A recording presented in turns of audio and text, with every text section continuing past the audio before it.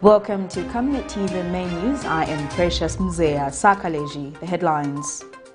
Former Foreign Affairs Minister John MALANJI granted bail after spending 2 nights behind bars. PF lawmaker SAMPA asks government to investigate the sinking fund program. COVID-19 cases shoot with a record high of more than 100 cases in 24 hours. In international news, South Africa records a spike in COVID-19 hospitalizations and OMICRON-WAVE record. And in sports, Zambia Swimming Union is set to host open water event. Join me with the details after this commercial.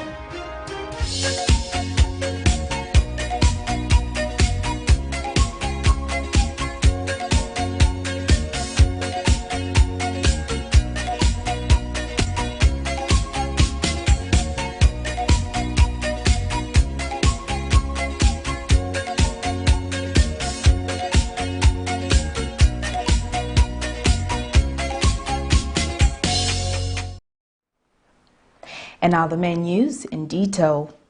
Zambia Federation of Disability Organizations FORD Director Justin Wakali has called on different institutions to increase engagement with people living with disability to ensure that they have access to social integration, leading them to their full inclusion in society as children and later as adults. Mr. Wakali was speaking in Petauke when he officiated at the Advocacy Training Workshop for people living with disabilities. And Petauke District Town Council Chairperson Edward Banda says the UPND administration is committed to the creation of an inclusive Zambian society. Persons living with disabilities have on many occasions complained of being left behind in various national projects, the opposite of the national agenda theme of not leaving anyone behind. And speaking at the same event, Petauke Central Member of Parliament Emmanuel Banda says there is need to appreciate the different roles that people living with disabilities have on advancing the developmental process of the country. Kuti vintu vambosinga mwanako teti munkhala na workshop ndiye chatufuna koma mula parliament muli mipando monga ya nominated member of parliament TSS tili parliament mula kama na president na president ni muntu wokumvisha ngako naye wanga nako ngako kugurui yano ikako ngako nzee a president hakainde ichilema misaka inde chilema ankhala nawo oika konzeru kuguluyana so tikabadanda ulire kuti pama pochita nominate akachite okochita ko musogolo kochita ko nominate na kuli guluyana chifukwa akachita ko nominate kuguluyana nishinayo oziwa kuvutika kwani nishinamwe mkotandizika mumsanga. Meanwhile, Petauke District Town Council Chairperson Edward Banda says government is committed to ensuring that a safe environment is created for persons living with disabilities. Challenge you to take full advantage of this project, that fostering accountability and inclusive for improved service delivery. Capacity of OPDs to effectively advocate for inclusive. Beneficiaries of the training also added their voice. For the fostering accountability and inclusion for improved service delivery for persons with disabilities. This is a training where we'll be actually training persons with disabilities in influence and advocacy as well as social accountability. We will also do the administration of the scorecard where we want to target 3 line ministries, that is Ministry of Education, Ministry of Health, as well as Ministry of Community Development. So the whole objective of this project is we want to increase the engagement between persons with disabilities and the right holders so that they can actually have an opportunity where they can be able to dialogue. Encouraging parents, those who have disabled children, to take their children to school because the government is there to help them.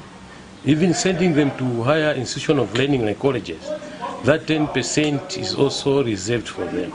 So all in all, I'm saying, please, Let us not hide our children with disabilities. Sharon Kalimula, Camnet News. Patriotic Front Matero Member of Parliament Mao SAMPA has pledged to sacrifice 1% of his income to go towards the Treasury. Speaking on the floor of Parliament Thursday, Mr. SAMPA says this is no time to point fingers at each other but make sacrifices to improve the Zambian economy. The Matero lawmaker has also asked the Minister of Finance to investigate what happened with the sinking fund that was established for the purpose of repaying the Eurobond. Mr. SAMPA says the sinking fund were supposed to be invested for a period of 10 years and that its profit was to be paid to the Eurobond holders should the country fail to raise resources. The minister has come and said, Zambians, although we've gone to bed with IMF, watch out. The subsidies needs to come out from electricity, needs to come out from fuel, where we'll recover close to $1 billion. Prepare yourselves, tighten your belt. So, Minister, well done. You are being sincere. So none of us will be surprised. But it's the solution for Zambia. It's the solution that even everybody would have done. So with those few words, Madam, I just want to say it is calling for everyone to sacrifice. And Minister, if you like, let me be the first one to sacrifice. 1% of my allowance I give back to the Treasury. To sacrifice in these hard times as we tighten our belts. Now, the sinking fund, Minister, you know it, every year or every month, the Minister of Finance was supposed to put, say, $500,000 in this account, untouched. And after 10 years, that money was going to be the one to repay the bond as it matured. Please ask the staff at the ministry what they did with that sinking fund. The Lusaka High Court has granted former Foreign Affairs Minister Joseph Malanji 10,000 kwacha fee bail with 2 working sureties. In ruling on the bail application, Judge Mwapebowa said the demand by drug enforcement officers was that Mr. Malanji can only be released if he provided documents for registration of the helicopters and the contract for hire with Gibson Air Charter Limited is illegal. Mr. Malanji applied for bail in the High Court after the DEC refused to give him a bond and gave him a condition that they would only do so if he availed registration documents for aircrafts. Mr. Malanji is jointly charged with former Secretary to the Treasury, Fredson Yamba, for willful failure to comply with procedure on supplementary expenditure. He is also charged with possession of 2 helicopters and 3 properties which are reasonably suspected to be proceeds of crime. Former Foreign Affairs Minister Joseph Malanji has been saved by the court from spending more nights in custody after he was granted 10,000 kwacha bail in his own recognizance with 2 working sureties. Like the Vice President said, as for now, our backbone is actually the judiciary. When you look at what I've decided for, it's actually not prosecution but persecution. Records in the banks in Zambia here are available. We've gotten loans from these banks, millions of dollars. The records are available. And to cite someone just because you're a politician, to say every politician must be painted black, if the thief is actually very irresponsible. On Tuesday, the Drug Enforcement Commission officers arrested Mr. Malanji and former Secretary to the Treasurer, Fredson Yamba, and charged them with the charge of willful failure to comply with the procedure on supplementary expenditure. DEC also charged Mr. Malanji with possession of 2 helicopters and 3 properties which are reasonable, suspected to be proceeds of crime.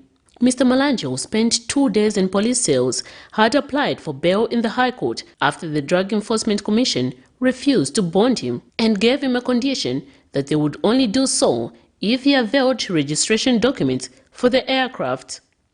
In delivering a ruling on the bail application Thursday afternoon, the High Court said it was illegal for DEC officers to demand that they would only release Mr. Malanji on account that he provided documents for registration of the helicopters and the contract for hire and Gibson Air Charter Limited. Meanwhile, Patriotic Front Party Vice President Given Luwinda described their arrest as a painful experience. I have to say that this is a very painful experience. a painful experience in a country that is led by a man who at every moment talks about rule of law. And one is made to wonder, is it him who's giving Zambians lip service when he says rule of law? And in the comfort of darkness, he's instructing officers to do the opposite? Or is it the officers who are not reading his lips correctly? Is it the officers who are misunderstanding what he's saying when he's talking about the rule of law? These questions obviously cannot be answered by us, they have to be answered by himself and his operatives. It is totally unbelievable that two people are charged jointly. One is given bond and the other is denied bond. And when you look at the composition of the two, one was a civil servant, the other was a politician. Is this an indication of the fact that the man who's governing this country is so against anyone who opposes him? Is it because Malanji belongs to the opposition PF that he must be denied bond and that lawyers must battle to secure bail for him? Miriam Kemba, reporting for Camnet TV News. 8 out of the 9 opposition Patriotic Front members of Parliament who were ordered by the Speaker of the National Assembly on Tuesday not to attend Parliament proceedings until their appeal is heard by the Constitutional Court have sought leave to apply for judicial review against the Speaker's decision. Kabushi Member of Parliament Bowman Lusambo and 7 others are challenging the decision of the Speaker Nelly Muti to refuse them from taking part in any Parliament business pending determination of their appeal before court. In their affidavit in support of ex parte summon for an order for leave to move the judicial review, the 8 have argued that the decision by the Speaker is unconstitutional, illegal, irrational and procedurally improper.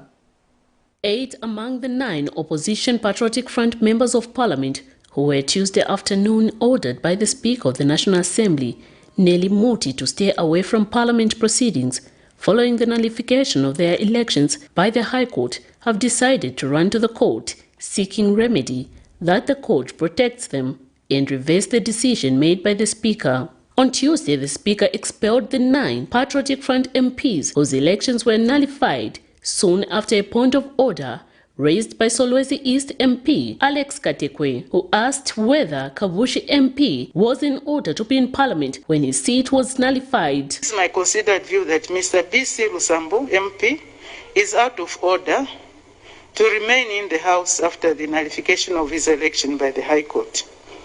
Further, honourable members, in view of my ruling, all members of Parliament whose election was nullified by a decision of the High Court, whether or not such decision has been appealed against, shall forthwith not take part in any parliamentary business.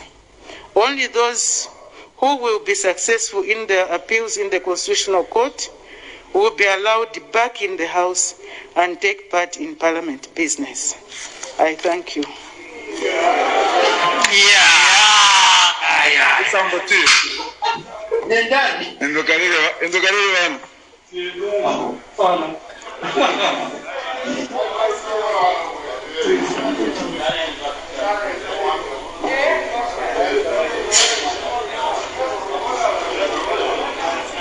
Frustrated with this decision, the 8 MPs, among them Kabushi MP Bowman Lusambo, Nakonde MP Lucas Simumba, Kwacha MP Joseph Malanji and 5 others have applied for leave in the Lusaka's High Court seeking judicial review against the Speaker's decision. The 8 applicants have argued that the decision is unconstitutional, illegal and irrational, and that the Speaker acted unreasonable by her decision entertaining the point of order. Despite this issue raising debates among stakeholders, with some condemning the action, we can only wait to hear from the court ruling after hearing of the judicial review application set for the 10th December 2021. Miriam Kemba, reporting for Camnet TV News. In other news, Republican President Hakainde Hichilema has told the Virtual Summit for Democracy that his administration is restoring the rule of law as one of the critical ingredients to enriching democracy. The president says he is working at ensuring that the democratic will expressed by the Zambian people in August this year reflects the deepening of the roots of democracy in the country. President Hichilema says his government will ensure that no Zambian citizen is oppressed, intimidated, discriminated against and prohibited from expressing their legal democratic rights. He urged the international community to play an ever broader role in supporting democracy, amplifying and empowering the voice of the imaginary in Africa and across the world. So, our victory was not just a victory for the Zambian people. It was a victory for those who cherish democracy and also oppressed people around the world. Having been elected and given the opportunity to serve this country, our country, we are committed to doing things differently, but certainly better. Today, Zambians are enjoying more freedom than ever before, and we intend to keep it that way. We are restoring the rule of law as one of the critical ingredients to enriching this democratic train. We're working to ensure that the democratic will expressed by the people in August of this year reflects the deepening of the roots of democracy in our country. Through freeing the media, through allowing all citizens and others their democratic rights to campaign and communicate their ideas freely, through the promotion of civil liberties for all our citizens. It is my sincere hope that no Zambian citizen ever again is oppressed, intimidated, discriminated against, and prohibited from expressing their legal democratic rights. We urge the international community to play an ever bolder role in supporting democracy, amplifying and empowering the voices of the marginalized both across Africa and the world. The Indigenous Zambia Contractors Association of Zambia has called on the government to restrict the maintenance of construction projects in the country to local contractors. Speaking at the launch of the association in Lusaka Thursday, Association President Humphrey Msonda says the country needs to change the narrative that local contractors have no capacity to undertake huge projects. And National Council for Construction Director Engineer Ernest Nshindano, who represented Minister of Infrastructure and Housing Charles Milupi, says it is now clear in the National Council for Construction Act that no foreign firm shall be awarded a construction project unless it tenders for and undertaken in partnership with the local contractor. For over 57 years, local contractors in Zambia have been perceived not capable of undertaking huge projects due to lack of capacity. While it is true that the local contractors lacked capacity, it is also true that over the years, skills among the local contractors have improved, and with the right support, local contractors can compete favorably. Speaking at the launch of the Indigenous Zambia Contractors Association, Association President Humphrey Msonda has appealed to the government to ensure that local contractors are supported in the industry. What capacity is there in maintenance works? We appeal to you, sir, that maintenance works be reserved for local and indigenous contractors. What capacity is there, sir? Painting the road. What capacity is there, sir? Erection of street lights. What capacity is there, sir? Putting of air cons. What capacity is there, sir? Cleaning and cutting the grass under Zesco pylons. What capacity is there, sir? Painting government buildings to be given to foreign contractors. And while the block-making sector in Zambia is now foreign-dominated, Citizen Economic Empowerment Commission representative Mutepa Falai says time is now to implement the block-making reservation scheme to promote the participation of local people in the construction sector. The Commission remains steadfast that the block-making reservation scheme will be implemented by the new Dawn government. Once the block-making reservation scheme is implemented, this will lead to increased local citizens' participation of youth and women in the construction industry. Time is ripe for the Zambian contractors to participate in the many projects and programs the government of the Republic of Zambia is undertaking through RDA. And National Council for Construction Director Engineer Ernest Shindano, or represented Minister of Infrastructure and Housing Charles Milupi, announced that no foreign firm will be awarded a construction project unless it is tendered for or undertaken in partnership with a local contractor.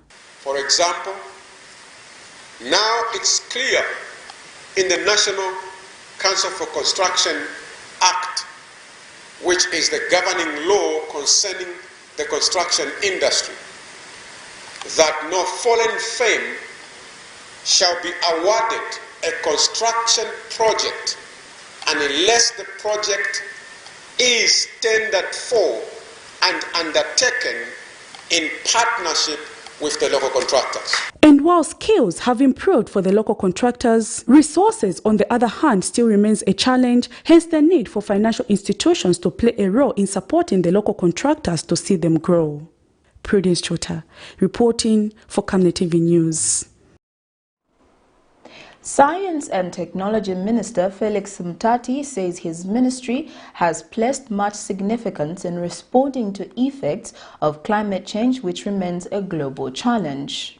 In an interview, Mr. Mtati says the ministry in response has projected a 2-year investment plan in science and technology with an output that will facilitate data to fight climate change. He explains that this investment will come with a commercial satellite dish that will provide every information needed for proactive planning purposes. Mr. Mtati says this is part of the process of reviving the digital infrastructure in the country. Extremely important. And we said a few weeks ago that part of the journey of tackling issues around climate change is that we must begin to invest in science and technology. And the output of that investment should be in about 2 years or thereabout, have a satellite.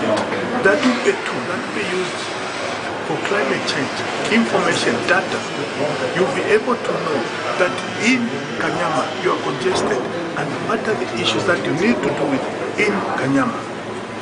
You'll be able to know where your flood areas actually are. So the satellite will be both commercial, but also give us data for planning purposes. Also give us information to tackle the whole issue of climate change. You cannot tackle climate change on the basis of relying on others. So climate change remains a key agenda. You're watching Camnet TV Main News. We take our first set of commercials. We'll be back with more after this.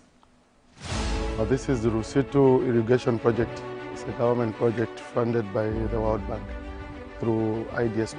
The project involved laying over 18 kilometers worth of interlinked water pipes that will supply water to the 280 hectares land for small-scale and commercial farmers in Rusitu of Chirundu district.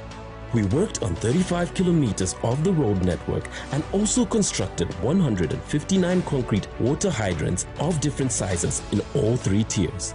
The state-of-the-art water pumping station at the banks of the Zambezi is fitted with 9 water pumps, a dedicated concrete reservoir, a 500 kV automated standby generator, a fully automated pump switching system that is interlinked with a second reservoir of 27,000 cubic liters capacity, which is fitted with 7 water pumps, a standby generator and floater tanks for that extra water pressure on the irrigation lines. Savenda Construction is grateful to the Zambian government and the World Bank for giving us the opportunity to be part of the history of Rusitu, as the project will benefit over 282 households once completed, and is just one of the many that Savenda Construction has embarked on, owing to its track record and capacity to deliver as per requirement.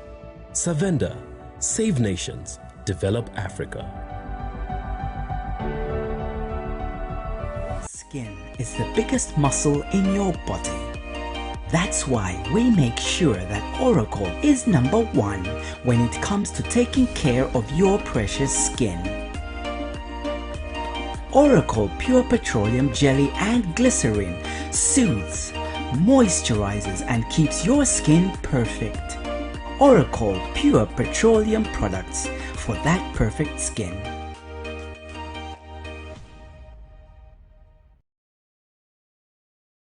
Hi there! SGK Properties wants to remind you that there will be life after the festivities. That's why we are here right now presenting you an opportunity to invest in what will literally last you a lifetime. We have various plot sizes in Kabangwe area, just 6.7 kilometers from 6 miles roundabout. Plot sizes range from 20 by 20s, 25 by 20s, 30 by 20s, 35 by 20s, 40 by 20s, 40 by 23s, and 40 by 35s. We also have 1 acre plots located in Lusaka West, 22 kilometers from Lumumba Road on Mongwe Road, going for 180,000 kwacha. Remember, the option to have your dream house or passive income investment property constructed for you with modern finishes and quality care is also available. For more details on acquiring these pieces, contact us on 0762 166018 or scan the QR code you see on the screen to access us on WhatsApp directly. SGK Group, serving generations through knowledge. Welcome back. Continue with the rest of the main news. Zambia has in the last 24 hours recorded 126 confirmed COVID-19 cases with no deaths. This is out of 6,061 tests conducted. Ministry of Health has reported that Lusaka province has recorded the highest number of cases at 33, followed by Southern province at 21. Central is third with 19 cases, while Copperbelt recorded 18 cases.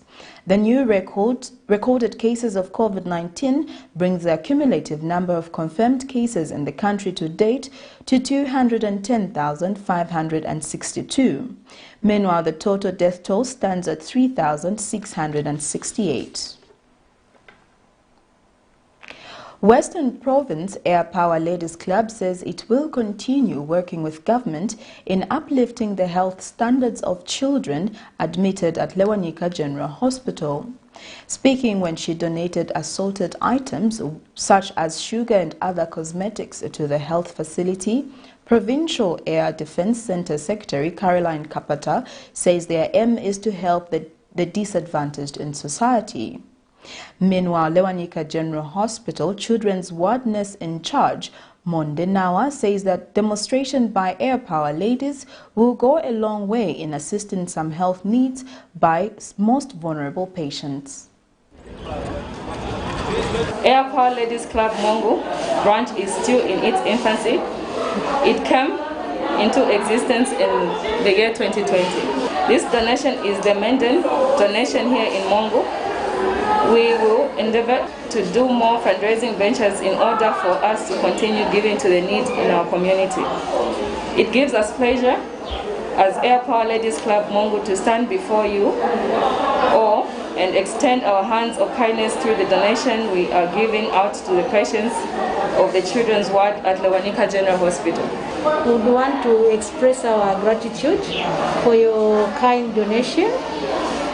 This donation has come at the rightful time, and we still look forward to working with you. We thank you for helping the needy and the community, and we pray that the good Lord will continue blessing your hands, that is giving. Otherwise, we thank you so much. The Small-Scale Farmers Development Agency, SAFADA, has underscored the need for small-scale farmers to adopt the practice of insuring their products to avoid possible losses. SAFADA Chief Executive Officer Mr. Boyd Mubwe noted that most farmers do not insure their products, which can pose a danger, especially in the advent of drought. He has urged that going forward, the government should put up proactive measures that will lessen farmers' burden in dealing with effects of climate change, such as drought spells.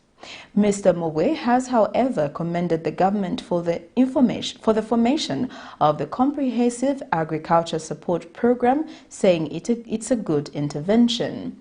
He said this during an exclusive interview with Camnet TV. Our government, we put people in government to address, to help us address some of the issues. The role is to put up interventions on how to address such problems like climate change and other things. Government is there to negotiate because it has the power, it has the authority to negotiate with other different countries to see how best the community can be assisted. So I'm urging the government to really sit down and come up with a good package for the farmers. For instance, the Comprehensive Agriculture Support Program, I'm standing for it, and my organization, we are standing for it.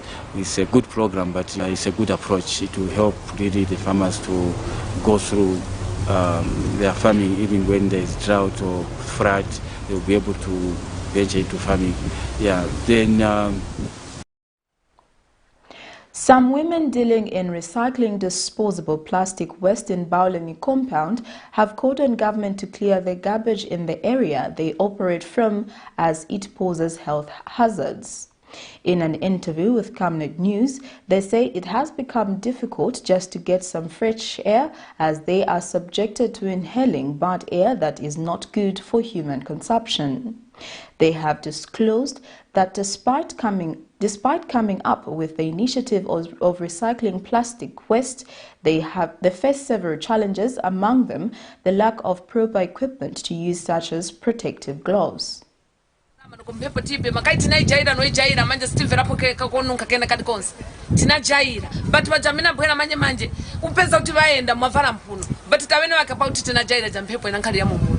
Baulen, with a population of about 80,000 residents, was a traditional village which then transformed into an informal urban settlement. It was initially settled by farm workers after the owner of the farm, Mr. Bauleni, left. The improper waste disposal of the members of the public in Baulen compound causes threat to the health of their families and to the environment.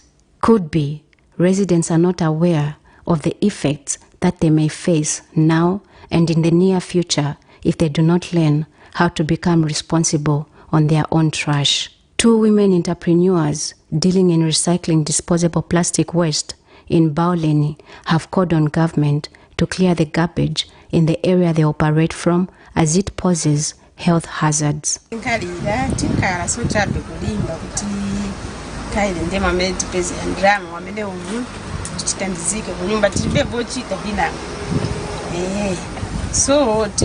chabe, sometimes they have come a maxi, sometimes it's so chabe, they upgrade so chabe. So kupema kwa vimpepo yako nisiri bwino, so manjika itibe bochita binango na kutikasi bitipeze ko bochita binango tiribe. They have explained to this reporter how difficult it has been to inhale fresh air. Mavara mpuno, but tawene wakapauti tena jaira jampepo inankali ya mumuridi. So kulipena veneti yopa bali ntawe tifuna ndrama kuti kwanisa kutesa mabanja yatu kumanyumba na manyumba ya rent ya meti nkalamu ndiye mwene tipezera mwamene kutesa abana ku maskulu ndiye mwene tipezera mwamene tikati tinkale kulipa kometi za pesa kulipa kometi za senza bali ntawe manchito ankala yovuta uyende umupeza konze manchito iya aipa no balibe niyo futa nikambe so chifuka bambiri bena ngati masikana mwambiri pesa ali mapapa bali ntawe bena ngwali marodi mwagulisa malepo tina nchito zosiyana siyana so na isendia meti na peza kwa mine yodo baba sai kwa mine alipano then tiguli salisi tipeza mwene kuti tingatandizire banja na manyumba mwatu kulipira marenti ndiyo mwene tinkhalira pano mai wanga.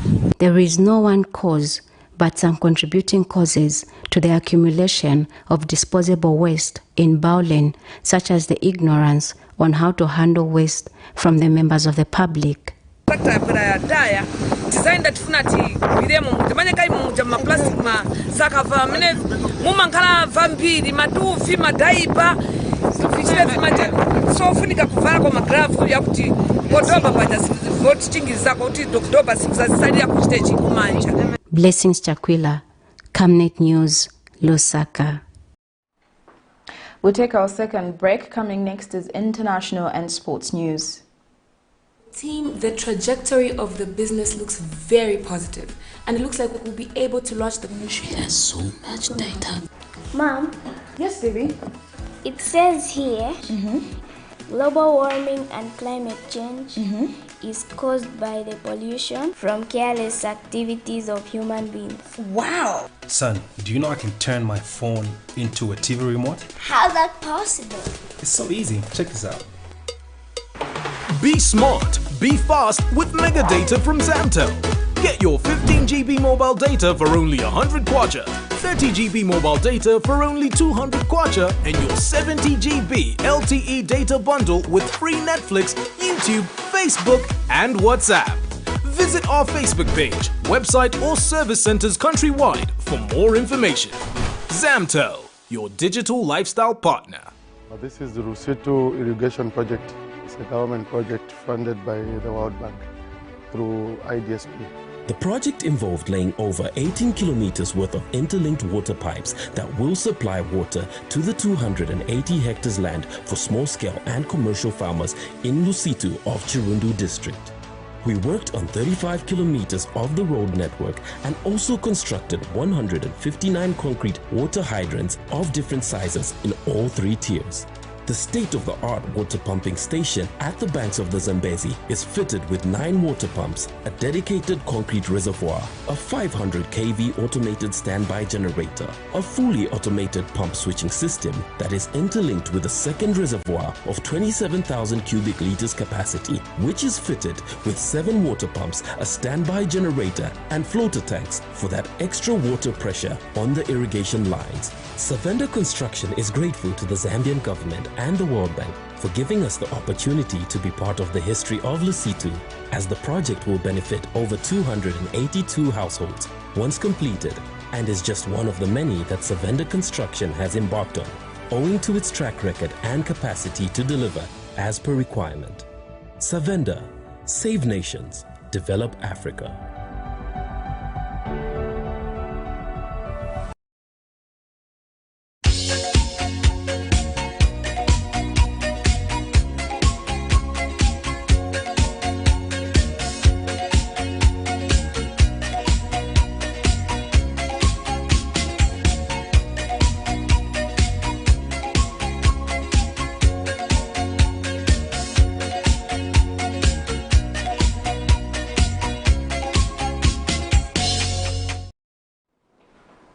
Welcome back. Now getting into international news. A South African health official warned Wednesday that they are seeing a spike in hospital admissions in the country, despite suggestions that the new Omicron variant would be milder. Dr. Wasila Jasat, who monitored the week-on-week increase in hospitalization, said the transmissibility of the variant meant that even though the percentage of cases admitted to hospital was relatively low, the overall increase in the number of infections caused record numbers of hospitalization. Jasat added that the majority of those who have been hospitalized are unvaccinated, with another researcher in Swane district also finding the same. In other news, according to Burkina Faso law, the resignation of a prime minister requires that the resignation of the entire government. Here's a roundup of international news.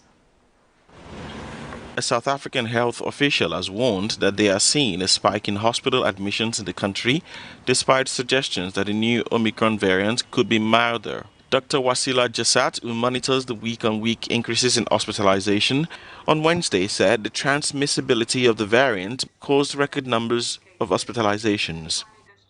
It's certain that Omicron is driving this resurgence, and it's quite likely that it is highly transmissible, although we still await some of the data. But looking on the daily increases, the high reproductive number, the week-on-week increases in cases in hospital admissions, it's very likely that this is a highly transmissible variant that's responsible for the spread. On Wednesday, statistics from the National Institute for Communicable Diseases reported nearly 20,000 new COVID-19 cases. Because this is such a transmissible variant, we're seeing increases like we never saw before. So it's very likely that cases will increase so rapidly, and so the percentage of cases admitted may look small, which is not to say hospitalizations are not rising fast. I looked at the week-on-week increase in hospitalization in Gauteng, and it's higher than it ever was before. So yes, it's true, the percentage hospitalized is not as high as in the previous wave, but that's because cases are so high. And to me, hospitalizations are still climbing very rapidly. Jassat added that the majority of those who have been hospitalized are unvaccinated, with another researcher in Shwani district also finding the same. The majority of admissions have been unvaccinated. From the pediatricians we have spoken to, of the children admitted, the 12 to 18s who are eligible are all unvaccinated. The younger children under 12 who are not eligible, their parents are generally not vaccinated. The Chwane report that was circulated this week by Farid Abdullah, he collected data on vaccination status on all admissions in Chwane district and Steve Biko Hospital, and vast majority of admissions unvaccinated. Omicron, discovered late last month, carries an unusually large number of mutations, and scientists are racing to learn how easily it spreads. Scientists have said they'd like to know whether it causes illness and that is more serious or milder than other coronavirus types. Sand and rainstorms, whipped up by gale force winds, lashed Egypt on Wednesday, forcing 5 ports on the Mediterranean and the Red Sea to close. Authorities in the areas worst hit appealed for people to stay away from trees, billboards and street light poles. The bad weather forced the closure of schools on Wednesday in the northern city of Alexandria and in the provinces of El Bureira and El Sheikh north of Cairo. The 3 regions have been deluged by heavy rainfall, while the wind speed over the Mediterranean reached around 50 to 65 kilometers per hour. Burkina Faso's Prime Minister and government cabinet resigned Wednesday as protest mounted against officials' inability to combat a wave of jihadist attacks that have killed thousands in the Sahelin nation. President Roch Marc Christian Kabore, who had already changed his military leadership over the security crisis, accepted Prime Minister Mari Dabire's resignation according to a presidential decree. After his resignation, Dabire called on citizens to support the president and the new executive that will be put in place in a post on his Facebook page. The current government is faced with the frustration of the population. On November 27, hundreds of demonstrators descended on the capital, Ouagadougou, to denounce the inability of the government to counter the jihadist violence that has struck the country. The opposition has also demanded urgent measures to address the deteriorating security situation within a month.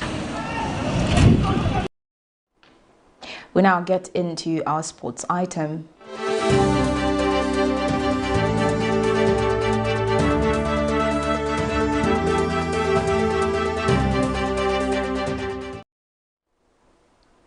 Zambia Swimming Union Vice President Adewale Grillo says all measures have been put in place to host the open water event that will be held on the 19th of December 2021 in Kafue District. In an interview with Camnet Sports, Grillo says the safety of the participant is top on the agenda of the association at the forthcoming tournament. Grillo adds that only the people that have participated in the 1,500 meters event will be eligible to participate in the competition. Open water event is an exciting event. It involves a 5-kilometer swim in a dam. This will be at Tiffany's Canyon. Naturally, that's a huge dam. It's deep and it requires swimmers to have significant experience. So safety is our primary concern. We make sure we have an ambulance on standby. We have canoes with lifeguards on duty. We have life jackets as well. And not just anybody can swim in that event. You have to have swum in a 1,500 meter event prior to that. So we take the safety very seriously. That sports item brings us to the end of Camnet TV main news, but before we go, here are the headlines once again. Former Foreign Affairs Minister Joe MALANJI granted bail after spending 2 nights behind bars. PF lawmaker SAMPA asked government to investigate the sinking fan program. COVID-19 cases shoot with a record high of more than 100 cases in 24 hours. And in international news, South Africa records a spike in COVID hospitalization and OMICRON-WAVE record. And in sports, Zambia Swimming Union is set to host open water event. Our Camnet verse of the day is coming from the book of Philippians 4 verse 6, and it reads, "Be careful for nothing, but in everything by prayer and supplication, with thanksgiving let your request be made known unto God." Thank you for joining us. I am Precious Mzea Sakaleji. Pleasant viewing.